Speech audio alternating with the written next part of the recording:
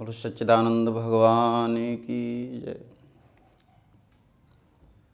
गुरु ब्रह्मा गुरु विष्णु गुरुदेव महेश्वरा गुरु साक्षात परब्रह्म तस्मै श्री गुरुवे नमः। एक बार बोलो गुरुदेव भगवान की जय। हमारे आपके जीवन में नाना प्रकार से भ्रम उत्पन्न होते हैं। गुरु ब्रह्मा गुरु विष्णु गुरुदेव महेश्वरा गुरु साक्षात परब्रह्म तस्मै श्री गुरुवे नमः। गुरु ब्रह्मा भी हैं, गुरु विष्णु भी हैं, गुरु महेश भी हैं और साक्षात परब्रह्म परमेश्वर भी हैं। ऐसा क्यों? क्योंकि गुरु नाम ज्ञान का है और ज्ञान नाम प्रकाश का है। शरीर का नाम गुरु नहीं है।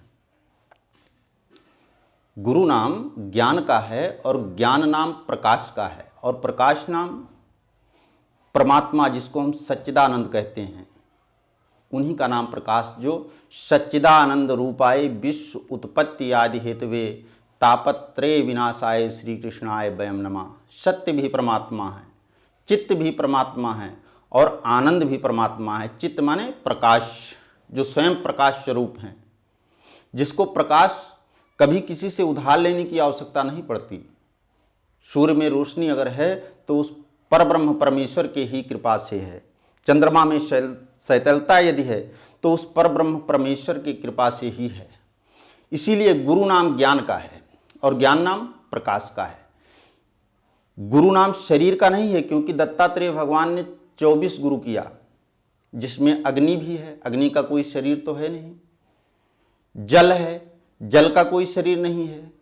इससे सिद्ध होता है कि गुरु नाम ज्ञान का है, जिससे हमें ज्ञान प्राप्त हो।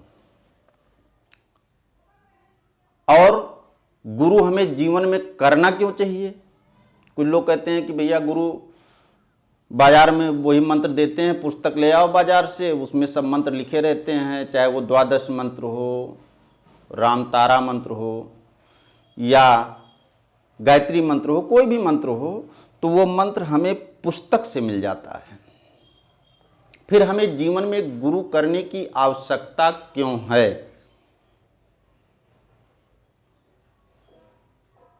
माना कि आप बाजार से कारतूस ले आए और कारतूस को यदि हाथ में रखकर किसी के ऊपर, जिस काम के लिए आपको प्रयोग करना है, अगर आप हाथ में रखकर प्रयोग करेंगे तो उसकी गति बहुत कम होगी।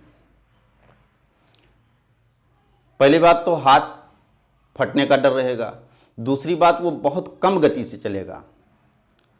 और यदि उसी कारतूस को बंदूक में रख के निशाना सीधा किया जाए तो सीधा वो निशाने पर जाएगा। इसीलिए इस मंत्र रूपी कारतूस को यदि गुरु के वाणी रूपी अस्त्र से चलाया जाए तो ये जीवन में सीधा वार करता है। इसलिए हमें जीवन में गुरु की आवश्यकता है।